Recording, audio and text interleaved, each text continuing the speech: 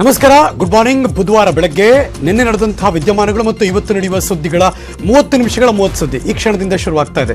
ನಿಮ್ಮ ಜೊತೆ ನಾನು ಹರೀಶ್ ನಾಗರಾಜು. ಇದೀಗ ಮೊದಲನೇ ಸುದ್ದಿ ಕಡೆ ಗಮನ ಹರಿಸೋಣ. ಅಪ್ಪು ಪವರ್ ಸ್ಟಾರ್ ಪುನೀತ್ ರಾಜ್ಕುಮಾರ್ ಕೊನೆ ಸಿನಿಮಾಗೆ ಅನ್ಯಾಯ ಆಗ್ತಿದೆ ಅಂತ ವಿಪಕ್ಷ ನಾಯಕ ಸಿದ್ದರಾಮಯ್ಯನವರು ಸಿಡಿದೆದ್ದಿದ್ದಾರೆ. ಜೇಮ್ಸ್ ಪರ ಸಾಲಾಗಿ ಟ್ವೀಟ್ ಹಾಕಿ ಸರ್ಕಾರಕ್ಕೆ ಚಾಟಿ ಬೀಸಿದ್ದಾರೆ. ಅಪ್ಪು ಫ್ಯಾನ್ಸ್ಗೆ ಅನ್ಯಾಯ ಅಂತ ನ್ಯೂಸ್ 18 ಮೂಲಕವೂ ಆಕ್ರೋಶ ವ್ಯಕ್ತಪಡಿಸಿದ್ದಾರೆ. ಪ್ರತಿಯೊಬ್ಬ ಕನ್ನಡಿಗರು ಜೇಮ್ಸ್ ನೋಡೋದಕ್ಕೆ ತುದಿಗಾಲ ನಿಂತಿದ್ದಾರೆ. ಪುನೀತ್ ಅವರ ಕೊನೆಯ ಚಿತ್ರ ಜೇಮ್ಸ್ ಬಲವು ಕನ್ನಡಿಗ ಅಂತೀರಾ? ಆದರೆ ಮುಖ್ಯಮಂತ್ರಿಗಳಿಗೆ ಕನ್ನಡದ ಜೇಮ್ಸ್ ನೆನಪಾಗ್ತಾ ಇಲ್ವಾ? ಜೇಮ್ಸ್ ಚಿತ್ರಕ್ಕೂ ತೆರಿಗೆ ವಿನಾಯಿತಿ ಕೊಡಿ ಅಂತ ಸಿಎಂಗೆ ಸಿದ್ದರಾಮಯ್ಯನವರು ಆಗ್ರಹಿಸಿದ್ದಾರೆ. ರಾತ್ರಿ ನನಗೆ ಜೇಮ್ಸ್ ಚಲನಚಿತ್ರದ ನಿರ್ಮಾಪಕರು ಭೇಟಿಯಾಗಿದ್ರು. ಅವರು ಏನ್ ಹೇಳ್ತಾ ಇದ್ರು ಅಂತಂದ್ರೆ, ಅನೇಕ ಕಡೆಗಳಲ್ಲಿ ಬಿಜೆಪಿಯ ಶಾಸಕರು ಅವರ ಕಾರ್ಯಕರ್ತರುಗಳು ಜೇಮ್ಸ್ ಎಲ್ಲೆಲ್ಲಿ ಚಲನಚಿತ್ರಗಳಲ್ಲಿ ನಡೀತಾ ಇದ್ದಾವೆ ಶೋ ತೋರ್ಸೋದನ್ನ ನಿಲ್ಲಿಸಿ ನಾವು ಕಾಶ್ಮೀರಿ ಫೈಲ್ಸ್ ತೋರಿಸ್ಬೇಕು ಅಂತೇಳಿ ಒತ್ತಡ ಹಾಕಿ ಕೆಲವು ಕಡೆ ನಿಲ್ಲಿಸಿದಾರಂತೆ. ಅದನ್ನ ಬಂದು ಆ ನೋವನ್ನ ತೋಡ್ಕೊಂಡ್ರು ನನ್ನ ಹತ್ರ. ಜೇಮ್ಸ್ ಸಿನಿಮಾ ನೀವು ನಿಲ್ಲಿಸಿ ನಾವು ಕಾಶ್ಮೀರ್ ಫೈಲ್ಸ್ ತೋರಿಸ್ಬೇಕು ಅಂತ ಮಾಡೋದಿದೆಯಲ್ಲ, ಅದು ದೌರ್ಜನ್ಯ ಅಂತೇಳಿ ನನಗನ್ಸುತ್ತೆ. ಇವ್ರ ಮೇಲೆ ಮಾಡ್ತಕ್ಕಂಥ ದೌರ್ಜನ್ಯ ಅಂತ ಅನ್ಸುತ್ತೆ. ಮತ್ತೆ ಪುನೀತ್ ರಾಜ್ಕುಮಾರ್ ಅವರ ಅಭಿಮಾನಿಗಳು ಆ ಸಿನಿಮಾ ನೋಡ್ಲಿಕ್ಕೆ ಬಹಳ ಆಸಕ್ತಿಯಿಂದ ಕುತೂಹಲದಿಂದ ಇದ್ದಾರೆ. ಯಾಕಂದ್ರೆ ಪುನೀತ್ ರಾಜ್ಕುಮಾರ್ ಅವ್ರ ಬಗ್ಗೆ ಬಹಳ ಜನರಿಗೆ ಗೌರವ ಇದೆ, ಬಹಳ ಜನ ಅವರ ಅಭಿಮಾನಿಗಳಿದ್ದಾರೆ.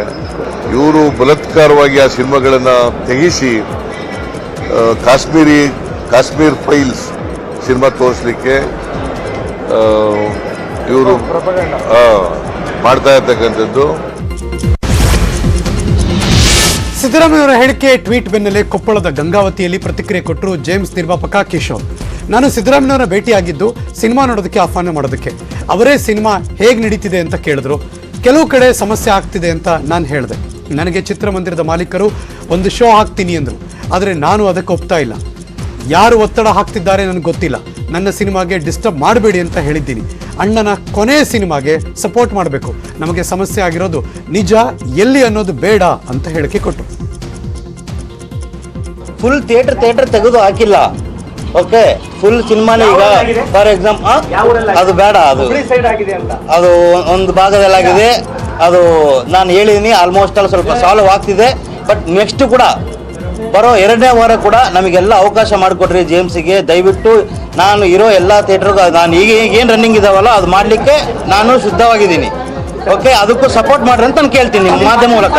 ನನಗೆ ಥಿಯೇಟರ್ ಓನರ್ಗಳು ಫೋನ್ ಮಾಡಿ ನಾನು 1 ಶೋ ಹಾಕ್ಕೊಂತೀನಿ, 2nd ಶೋ ಇಲ್ಲಾಂದ್ರೆ ಮಾರ್ನಿಂಗ್ ಶೋ ಹಾಕ್ತೀನಿ ಅಂತ ಕೇಳಿದ್ರು. ಓಕೆ, ಅವ್ರಿಗೆ ಯಾರು ಪ್ರೆಷರ್ ಹಾಕಿದ್ರೋ ನನಗೆ ಗೊತ್ತಿಲ್ಲ. ಅವ್ರು ನನಗೆ ಕೇಳಿದ್ರು. ನಾನೇನು ಹೇಳಿದೆ, ನಾನು ತೆಗಿಯೋಕೆ ಇಷ್ಟ ಇಲ್ಲ ನನಗೆ. ದಯವಿಟ್ಟು ಎದಕ್ಕಂದ್ರೆ ಇದು ಕೊನೆ ಸಿನಿಮಾ. ನಂದೇನು 50 ದಿನ ಹೋಗಿಲ್ಲ, 100 ದಿನ ಆಗಿಲ್ಲ, ಇಲ್ಲ 3 ವಾರನೂ ಆಗಿಲ್ಲ. ಈಗ ಆಗಿರೋದೇ ಇನ್ನು ಫಸ್ಟ್ ವೀಕ್ ರನ್ನಿಂಗ್ ಇದೆ, ಇನ್ನು 6ನೇ ದಿನ 5-6ನೇ ದಿನ ರನ್ನಿಂಗ್ ಇದ್ದಾಗ ನೀವು ನನಗೆ ನನ್ನ ಸಿನಿಮಾಗೆ ಡಿಸ್ಟರ್ಬ್ ಮಾಡಬೇಡಿ ದಯವಿಟ್ಟು. ಎದಕ್ಕಂದ್ರೆ ಇದು ಕೊನೆ ಸಿನಿಮಾ ಅನ್ನೋದು. ಈ ಪಿಕ್ಚರ್ ಈಗ ಕಲೆಕ್ಷನ್ ಇಲ್ಲ, ಸಿನಿಮಾ ಏನು ಕಲೆಕ್ಷನ್ ಇಲ್ಲ ಅಂದರೆ, ಸಿನಿಮಾ ಅಟರ್ ಫ್ಲಾಪ್ ಆದರೆ ಅವಾಗ 1 ಶೋ ಹಾಕ್ಕಂತೀನಿ ಅಂದರೆ ಬೇರೆ. ಎದಕ್ಕಂದ್ರೆ ಎಲ್ಲ ಕಡೆ ಹಿಟ್ಟಾಗಿದೆ. ಅಭಿಮಾನಿಗಳು ಯಾವ ಒಂದು ಶೋನು ಬಿಟ್ಕೊಟ್ಟಿಲ್ಲ, ಎಲ್ಲ ಶೋನು ಫುಲ್ ಮಾಡ್ತಿದ್ದಾರೆ. ಓಕೆ, ಅಂಥ ಟೈಮಲ್ಲಿ ಈಗ ಅಷ್ಟು ಪ್ರೀತಿ ಮಾಡಿ ಅವರು ಥಿಯೇಟರ್ಗೆ ಅಷ್ಟು ಡೆಕೋರೇಷನ್ ಮಾಡಿ ಅಷ್ಟೆಲ್ಲ ಸಪೋರ್ಟ್ ಮಾಡ್ತಿದ್ದಾಗ ಯಾರು ತೆಗಿಬೇಕು 1 ಶೋ ಹಾಕ್ಬೇಕಂತಿದ್ರೆ ಆ ಎಕ್ಸಿಬಿಟರ್ಗೆ ನಾನು ಹೇಳಕ್ ಇಷ್ಟಪಡ್ತೀನಿ. ದಯವಿಟ್ಟು ಈ ಸೇರಿ ಅಣ್ಣನ ಸಿನಿಮಾ ಕೊನೆ ಸಿನಿಮಾಗೆ ಸಪೋರ್ಟ್ ಮಾಡ್ರಿ ಅಂತ ನಾನು ಕೇಳ್ಕೊಂತೀನಿ. ಕೊಪ್ಪಳದ ಗಂಗಾವತಿಯ ಶಿವೇ ಚಿತ್ರಮಂದಿರದಲ್ಲಿ ನಟ ಶ್ರೀಕಾಂತ್ ಅಪ್ಪು ನೆನೆದು ಭಾವುಕರಾಗಿ ಮಾತಾಡಿದ್ರು. ಅಪ್ಪು ನನ್ನನ್ನು ಅಗಲಿರುವ ನೋವು ಮರೆಯೋದಕ್ಕಾಗ್ತಾ ಇಲ್ಲ. ಜೇಮ್ಸ್ ಜಾತ್ರೆ ತರ ನಡೀತಾ ಇದೆ. ನಾನು ಮೊದಲಿಂದ ಕೂಡ ರಾಜ್ಕುಮಾರ್ ಫ್ಯಾಮಿಲಿ ಫ್ಯಾನ್. ಜೇಮ್ಸ್ ಚಿತ್ರದಲ್ಲಿ ಅಪ್ಪು ಅವರ ಜೊತೆಗೆ ಆಕ್ಟ್ ಮಾಡೋ ಅವಕಾಶ ಸಿಕ್ಕಿದ್ದು ನನ್ನ ಅದೃಷ್ಟ. ಈ ಫಿಲಂ ಹಿಟ್ ಮಾಡಿದ್ದಾರೆ, ಎಲ್ರಿಗೂ ಧನ್ಯವಾದಗಳು. ಅಪ್ಪು ಅವರು ಎಲ್ಲಿಯೂ ಕೂಡ ಇಲ್ಲ, ಎಲ್ಲರ ಹೃದಯದಲ್ಲೂ ಕೂಡ ಇದ್ದಾರೆ. ವಿ ಮಿಸ್ ಯು ಅಪ್ಪು ಅಂತ ಭಾವುಕರಾದರು ನಟ ಶ್ರೀಕಾಂತ್. ಅವಾಗಿಂದ ರಾಜ್ಕುಮಾರ್ ಅವರ ಫ್ಯಾನ್ ನಾನು, ಚಿರಂಜೀವಿ ಅವರ ಫ್ಯಾನ್.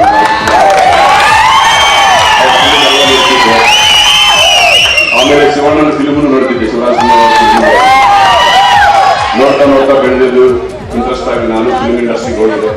ತೆಲುಗಿನಲ್ಲಿ ಬಿಜಿ ಆಗಿದೆ. ಆದರೂ ನನಗೇನೋ ಒಂದು ಕೊರತೆ, ಯಾವಾಗಾದರೂ ಕನ್ನಡ ಫಿಲ್ಮ್ ಒಂದೊಂದು ಫಿಲ್ಮ್ ಮಾಡಬೇಕು ಅಂತ ಅವಾಗ ಒಂದೊಂದು ಫಿಲ್ಮ್ ಮಾಡ್ತಾ ಇದೆ. ಅಪ್ಪು ಸರ್ ಜೊತೆ ನನಗೆ ಅವಕಾಶ ಬಂದಿದ್ದು ತುಂಬಾ ಅದೃಷ್ಟ.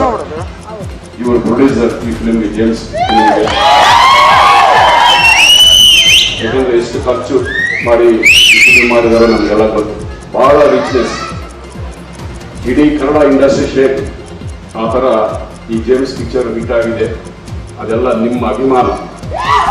ಅವರು ಲಾಸ್ಟ್ ಫಿಲ್ಮ್ ಈ ಥರ ಹಿಟ್ ಮಾಡಿದ್ದೀರಾ, ಇದರ ವಿಜಯಾಂತ ಮಾಡಿದ್ದಾರೆ ನೀವು. ಕರಾವಳಿಯ ಜಾತ್ರೋತ್ಸವದಲ್ಲಿ ಮುಸ್ಲಿಮರಿಗೆ ವ್ಯಾಪಾರ ಬಹಿಷ್ಕಾರ ವಿಚಾರ ಭಾರೀ ಚರ್ಚೆಗೆ ಕಾರಣ ಆಗಿದೆ.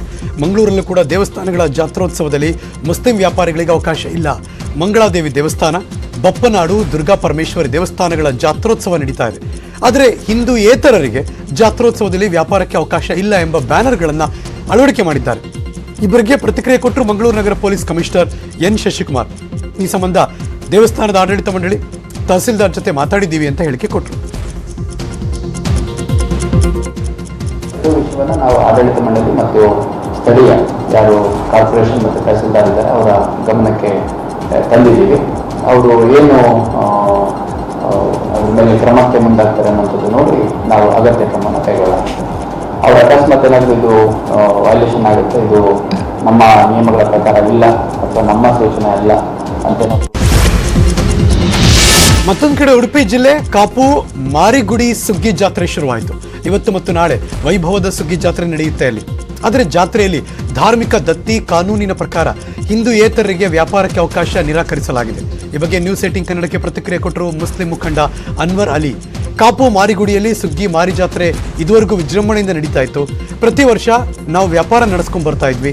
ಈ ಬಾರಿ ಮುಸ್ಲಿಂ ವ್ಯಾಪಾರಿಗಳಿಗೆ ಬಹಿಷ್ಕಾರ ಹಾಕಲಾಗಿದೆ.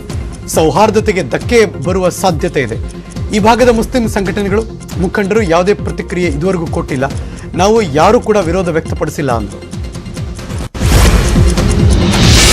ಶಿವಮೊಗ್ಗದ ಮಾರಿಕಾಂಬಾ ಜಾತ್ರೆಯಲ್ಲಿ ಅನ್ಯ ಧರ್ಮೀಯರಿಗೆ ಟೆಂಡರ್ ನೀಡಲು ನಿರ್ಬಂಧ ಹೇರಲಾಗಿದೆ. ಪ್ರತಿ ವರ್ಷ ದೇವಸ್ಥಾನ ಮುಂಭಾಗದಲ್ಲಿ ಅಂಗಡಿ ಹಾಕೋದಕ್ಕೆ ಅನ್ಯ ಧರ್ಮದ ಮುಖಂಡ ಟೆಂಡರ್ ಪಡಿಕೊಡ್ತಾ ಇದ್ರು. ಆದರೆ ಈ ಬಾರಿ ಅನ್ಯ ಧರ್ಮೀಯರಿಗೆ ಟೆಂಡರ್ ನೀಡದಂತೆ ವಿರೋಧ ವ್ಯಕ್ತಪಡಿಸಿ 9,01,101 ಅಮೌಂಟ್ ಕಟ್ಟಿ ಬಜರಂಗ ದಳದ ಮುಖಂಡ ನಾಗರಾಜು ಟೆಂಡರ್ ಪಡ್ಕೊಂಡಿದ್ದಾರೆ. ಈ ಬಾರಿ ಅನ್ಯ ಧರ್ಮದ ಮುಖಂಡರಿಗೆ ಮಾರಿಕಾಂಬಾ ಆಡಳಿತ ಮಂಡಳಿ ನಿರ್ಬಂಧ ಹೇರಿದೆ. ಮುಸ್ಲಿಂ ಮಳಿಗೆಗಳಿಗೆ ಜಾತ್ರೆಗಳಲ್ಲಿ ಅವಕಾಶ ನಿಷೇಧ ವಿಚಾರವಾಗಿ ಪ್ರತಿಕ್ರಿಯಿಸಿದರು ವಿಪಕ್ಷ ನಾಯಕ ಸಿದ್ದರಾಮಯ್ಯ. ಈ ರೀತಿ ಅವಕಾಶ ನಿರಾಕರಣ, ಮಳಿಗೆ ನೀಡದೇ ಇರೋದು, ಅಂಗಡಿ ಟೆಂಡರ್ ನಿರಾಕರಿಸೋದು ತಪ್ಪು. ಇದು ಫ್ರೀ ಟೆಂಡರ್ಗೆ ವಿರೋಧ. ನಮ್ಮ ದೇಶದಲ್ಲಿ ಫ್ರೀ ಟ್ರೇಡಿಂಗ್ ಇದೆ. ಈ ರೀತಿ ಅವಕಾಶ ನಿರಾಕರಣೆ ಮಾಡೋದು ದೌರ್ಜನ್ಯ. ಇದು ಮೂಲಭೂತ ಹಕ್ಕನ್ನ ಹತ್ತಿಕ್ಕುವ ಕೆಲಸ. ಸಂಪೂರ್ಣ ಕಾನೂನು ಬಾಹಿರ ಆದರು ಸಿದ್ದರಾಮಯ್ಯ. ಹಿಜಾಬ್ ವಿಚಾರಕ್ಕೆ ಮಾರ್ಚ್ 17ನೇ ತಾರೀಕು ಮುಸ್ಲಿಂ ಮುಖಂಡರು ಕರ್ನಾಟಕ ಬಂದ್ಗೆ ಕರೆ ಕೊಟ್ಟಿದ್ದ ಹಿನ್ನೆಲೆಯಲ್ಲಿ ದೇವಸ್ಥಾನ ಜಾತ್ರೆ ದಿನಗಳಲ್ಲಿ ಮುಸ್ಲಿಂ ವ್ಯಾಪಾರಿಗಳ ಅಂಗಡಿ ಮುಂಗಟ್ಟಿಗೆ ಅವಕಾಶ ಕೊಡಬಾರದೆಂದು ನೆಲಮಂಗಲ ತಾಲೂಕಿನ ಬಜರಂಗ ದಳದ ಸೋಷಿಯಲ್ ಮೀಡಿಯಾದಲ್ಲಿ ಪೋಸ್ಟ್ ಮಾಡಿದ್ದಾರೆ. ಪ್ರಸಿದ್ಧ ದೇವರುಗಳ ಜಾತ್ರೆ, ಹಿಂದೂ ಧಾರ್ಮಿಕ ಆಚರಣೆಗಳಲ್ಲಿ ಅಂಗಡಿ ವ್ಯಾಪಾರಕ್ಕೆ ಅವಕಾಶ ಕಲ್ಪಿಸದಂತೆ ಮನವಿ ಮಾಡಲಾಗಿದೆ.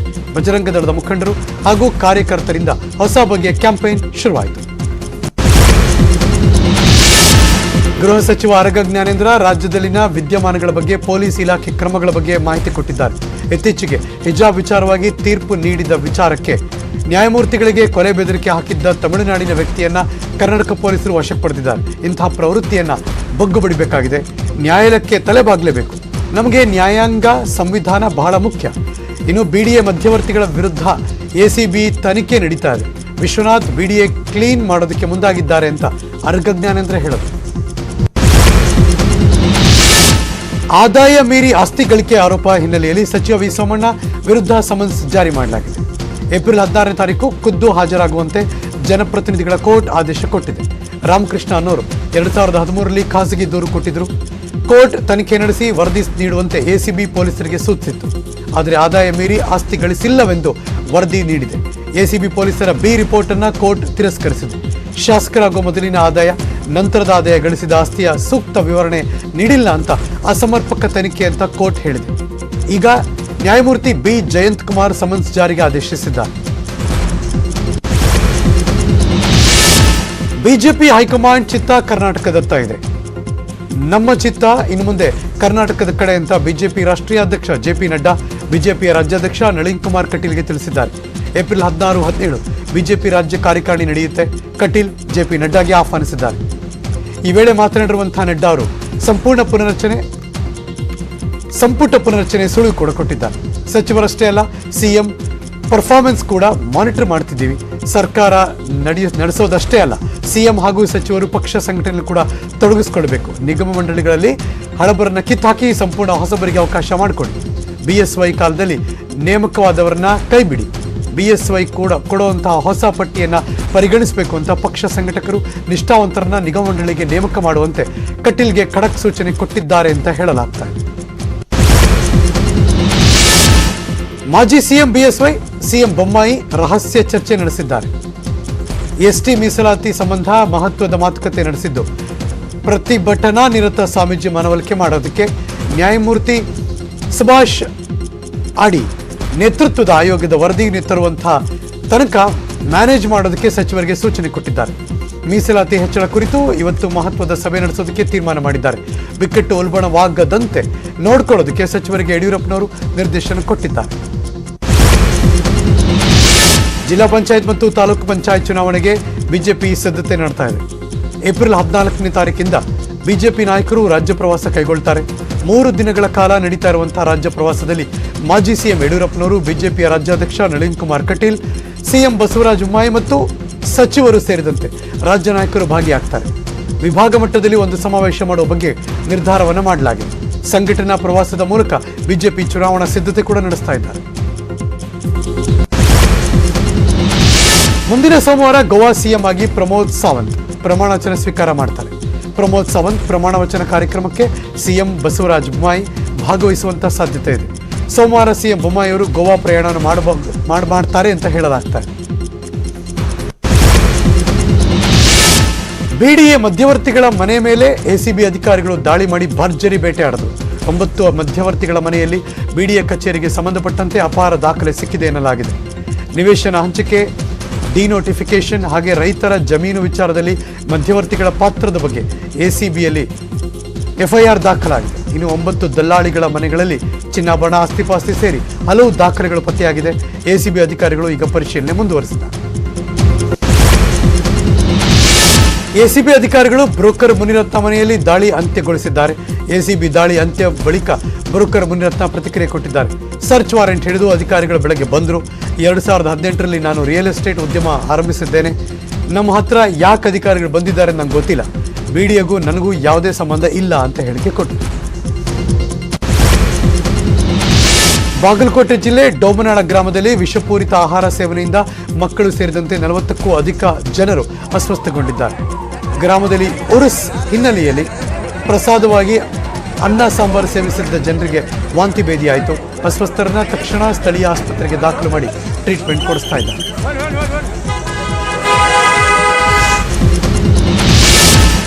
ಜಗತ್ತಿನ ಹಲವು ರಾಷ್ಟ್ರಗಳಲ್ಲಿ ಮತ್ತೆ ಕೋವಿಡ್-19 ಪ್ರಕರಣಗಳ ಸಂಖ್ಯೆ ಏರಿಕೆ ಆಗ್ತಾ ಇದೆ. ಒಮೈಕ್ರಾನ್ನ ರೂಪಾಂತರಿ ತಳಿ BA.2 ಕಾರಣವಾಗಿದೆ.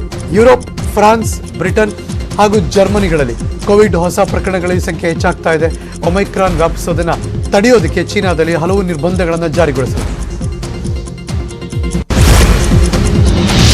ಜಗತ್ತಿನಲ್ಲೇ ದೆಹಲಿಯ ಅತಿ ಹೆಚ್ಚು ವಾಯು ಮಾಲಿನ್ಯವಿರೋ ರಾಜಧಾನಿ ಅಂತ ವರದಿಯಾಗಿದೆ. ದ ವರ್ಲ್ಡ್ ಏರ್ ಕ್ವಾಲಿಟಿ 2021 ವರದಿಯಲ್ಲಿ ಇಡೀ ಏಷ್ಯಾದಲ್ಲೇ ಭಾರತದಲ್ಲಿ 11ರಿಂದ 15 ನಗರಗಳು ವಾಯು ಮಾಲಿನ್ಯ ಹೆಚ್ಚಾಗಿರೋದಾಗಿ ತಿಳಿಸಿದೆ. ಇದೇ ಸಂದರ್ಭದಲ್ಲಿ ಭಾರತದ ಯಾವುದೇ ನಗರವು WHO ಸೂಚಿಸಿದ ವಾಯು ಗುಣಮಟ್ಟ ಹೊಂದಿಲ್ಲ. ಭಾರತದ 50 ನಗರಗಳ ಪೈಕಿ 35ರಲ್ಲಿ ವಾಯು ಗುಣಮಟ್ಟ ಅತ್ಯಂತ ಕಳಪೆ ಆಗಿದೆ ಅಂತ ವರದಿ ತಿಳಿಸಿದೆ. ಚುನಾವಣೆಯಲ್ಲಿ ಕಾಂಗ್ರೆಸ್ ಹೀನಾಯ ಸೋಲು ಕಂಡ ಬಳಿಕ G23 ಬಂಡಾಯ ನಾಯಕರು ಕಾಂಗ್ರೆಸ್ ವಿರುದ್ಧವೇ ಸಿಡಿದೆದ್ದಿದ್ರು. ಪಕ್ಷದ ನಾಯಕತ್ವ ಬದಲಾವಣೆಗೆ G23 ನಾಯಕರು ಆಗ್ರಹಿಸಿದ್ದಾರೆ. ಈ ಬೆನ್ನಲ್ಲೇ ಅಧ್ಯಕ್ಷೆ ಸೋನಿಯಾ ಗಾಂಧಿ ತಮ್ಮ ನಿವಾಸದಲ್ಲಿ ಕೆಲ G23 ಬಂಡಾಯ ನಾಯಕರು ಭೇಟಿಯಾಗಿ ಚರ್ಚೆ ಮಾಡಿದ್ದಾರೆ. ಈ ಮೂಲಕ ಪಕ್ಷದಲ್ಲಿ ಭುಗಿಲೆದ್ದಿರುವ ಆಂತರಿಕ ಭಿನ್ನಾಭಿಪ್ರಾಯ ಶಮನಕ್ಕೆ ಸತತ ಪ್ರಯತ್ನ ಮಾಡಿದ್ದಾರೆ. 30 ನಿಮಿಷಗಳ 30 ಸುದ್ದಿಯಲ್ಲಿ ಇನ್ನು 10 ಸುದ್ದಿ ಬಾಕಿ ಇದೆ. ಅದಕ್ಕೆ ಮುಂಚೆ ಒಂದು ಬ್ರೇಕ್ ತಗೊಂಡ್ಬರ್ತೀನಿ. ಎಲ್ಲೂ ಹೋಗದೆ ಕಾಯ್ತಾ ಇರಿ.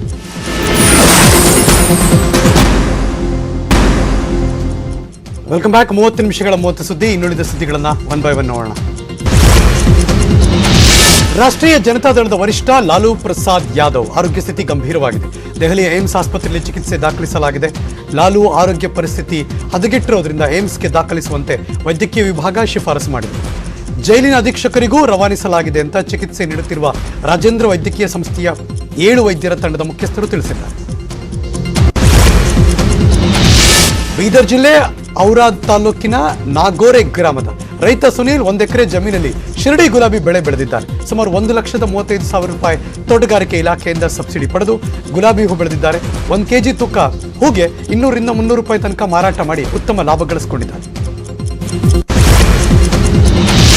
ಶಿವಮೊಗ್ಗ ಜಿಲ್ಲೆ ಇತಿಹಾಸ ಪ್ರಸಿದ್ಧ ಶ್ರೀಕೋಟೆ ಮಾರಿಕಾಂಬಾ ಜಾತ್ರೆಯಲ್ಲಿ ದಿವಂಗತ power star Puneeth Rajkumar photo ಇಟ್ಟು ಪೂಜೆ ಮಾಡಲಾಗಿದೆ.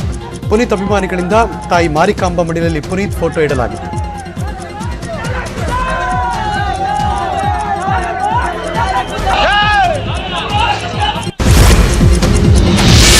ಪಾಕಿಸ್ತಾನದಲ್ಲಿ ರಾಜಕೀಯ ತುರ್ತು ಪರಿಸ್ಥಿತಿ ನಿರ್ಮಾಣ ಆಗಿದೆ. ಪಾಕ್ ಸೇನೆ ಪ್ರಧಾನಿ ಇಮ್ರಾನ್ ಮಧ್ಯೆ ಮುಸುಕಿನ ಜಟಾಪಟಿ ನಡೀತಿದೆ. ಪ್ರಧಾನಿ ಹುದ್ದೆಯಿಂದ ಇಳಿಸೋದಕ್ಕೆ ಇಮ್ರಾನ್ ಖಾನ್ಗೆ ಪಾಕಿಸ್ತಾನ ಸೇನೆಯಿಂದ ಒತ್ತಡ ಹೇರಲಾಗ್ತಿದೆ. ಶೀಘ್ರದಲ್ಲೇ ಪ್ರಧಾನಿ ಹುದ್ದೆಗೆ ಇಮ್ರಾನ್ ಖಾನ್ ರಾಜೀನಾಮೆ ನೀಡುವ ಸಾಧ್ಯತೆ ಇದೆ ಅಂತ ಹೇಳಲಾಗ್ತಾ ಇದೆ. ಪಾಕಿಸ್ತಾನದಲ್ಲಿ ಮತ್ತೊಮ್ಮೆ ಸೇನೆ ಆಡಳಿತ ಮರುಕಳಿಸುವ ಸಾಧ್ಯತೆ ದಟ್ಟವಾಗಿದೆ.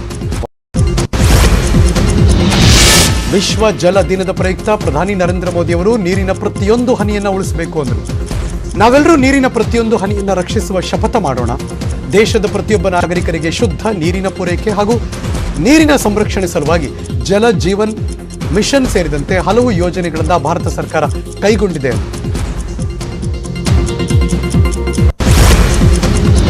30 ನಿಮಿಷಗಳ 30 ಸುದ್ದಿಯಲ್ಲಿ ಇನ್ನು 5 ಸುದ್ದಿ ಬಾಕಿ ಇದೆ. ಮತ್ತೊಂದು ಬ್ರೇಕ್ ತಗೊಂಡ್ಬರ್ತೀನಿ, ಕಾಯ್ತಾ ಇರಿ.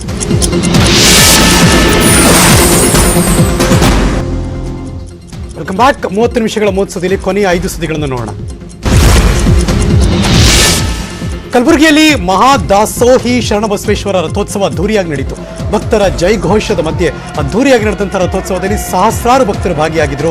ಶರಣಬಸವೇಶ್ವರ 200ನೇ ಜಾತ್ರಾ ಮಹೋತ್ಸವದಲ್ಲಿ ಆಂಧ್ರ, ಮಹಾರಾಷ್ಟ್ರ, ತೆಲಂಗಾಣ ಸೇರಿದಂತೆ ಹಲವು ರಾಜ್ಯಗಳಿಂದ ಭಕ್ತರು ಆಗಮಿಸಿದರು. ತುಮಕೂರು ನಗರದ ಎಸ್ ಮಾಲ್ನಲ್ಲಿರುವಂತಹ ಐನಾಕ್ಸ್ನಲ್ಲಿ ಸಿದ್ಧಗಂಗಾ ಶ್ರೀ ಸಿದ್ದರ ಬೆಟ್ಟ ಶ್ರೀಗಳು ದಿ ಕಾಶ್ಮೀರ್ ಫೈಲ್ಸ್ ಚಿತ್ರ ವೀಕ್ಷಣೆ ಮಾಡಿದರು. ಸಿದ್ಧಗಂಗಾ ಶ್ರೀ ಸಿದ್ಧಲಿಂಗ ಸ್ವಾಮೀಜಿಗಳು, ಸಿದ್ದರ ಬೆಟ್ಟ ವೀರಭದ್ರ ಶಿವಾಚಾರ್ಯ ಸ್ವಾಮೀಜಿ, ಹಿರೇಮಠ ಶಿವಾಚಾರ್ಯ ಸ್ವಾಮೀಜಿ ಸೇರಿದಂತೆ 8ಕ್ಕೂ ಹೆಚ್ಚು ಸ್ವಾಮೀಜಿಗಳು ಚಿತ್ರ ವೀಕ್ಷಣೆ ಮಾಡಿದ್ದಾರೆ. ಮಹಿಳೆಯರ ವಿಶ್ವಕಪ್ ಕ್ರಿಕೆಟ್ ಟೂರ್ನಿಯ ನಿರ್ಣಾಯಕ ಪಂದ್ಯದಲ್ಲಿ ಬಾಂಗ್ಲಾದೇಶ ವಿರುದ್ಧ ಭಾರತದ ವನಿತೆಯರು 110 ರನ್ಗಳ ಭರ್ಜರಿ ಜಯ ಸಾಧಿಸಿದ್ದಾರೆ. ಮೊದಲು ಬ್ಯಾಟಿಂಗ್ ಮಾಡಿತು ಭಾರತ. ಯಶ್ತಿಕಾ ಭಾಟಿಯಾ ಅರ್ಧಶತಕದ ನೆರವಿನಿಂದ ನಿಗದಿತ 50 ಓವರ್ಗಳಲ್ಲಿ 7 ವಿಕೆಟ್ ನಷ್ಟಕ್ಕೆ 229 ರನ್ ಗಳಿಸಿತು. 230 ರನ್ಗಳ ಟಾರ್ಗೆಟ್ ಬೆನ್ನತ್ತಿದ್ದ ಬಾಂಗ್ಲಾ 40.3 ಓವರ್ಗಳಲ್ಲಿ ಎಲ್ಲಾ ವಿಕೆಟ್ ಕಳ್ಕೊಂಡು 119 ರನ್ ಗಳಿಸೋಕೆ ಮಾತ್ರ ಸಾಧ್ಯ ಆಯಿತು. ಭಾರತದ ಪರ ಸ್ನೇಹ ರಾಣಾ 4 ವಿಕೆಟ್, ಜೂಲನ್ ಗೋಸ್ವಾಮಿ, ಪೂಜಾ ತಲಾ 2 ವಿಕೆಟ್ ಕಬಳಿಸಿದರು. ಇಲ್ಲಿಗೆ 30 ನಿಮಿಷದ 30 ಸುದ್ದಿ ಮುಗಿಸಿ ನಾನು ಹೋಗಿ ಬರ್ತೀನಿ. ಮತ್ತೆ ಸಿಗ್ತೀನಿ ಮುಂದಿನ ಸುದ್ದಿಗಳಲ್ಲಿ. ಪಕ್ಕಾ ನ್ಯೂಸ್ಗೆ ನೀವು ಯಾವಾಗಲೂ ನೋಡ್ತಾ ಇರಿ ನ್ಯೂಸ್ 18 ಕನ್ನಡ. ಜಾಲ ನಮ್ಮದು, ಬಲ ನಿಮ್ಮದು.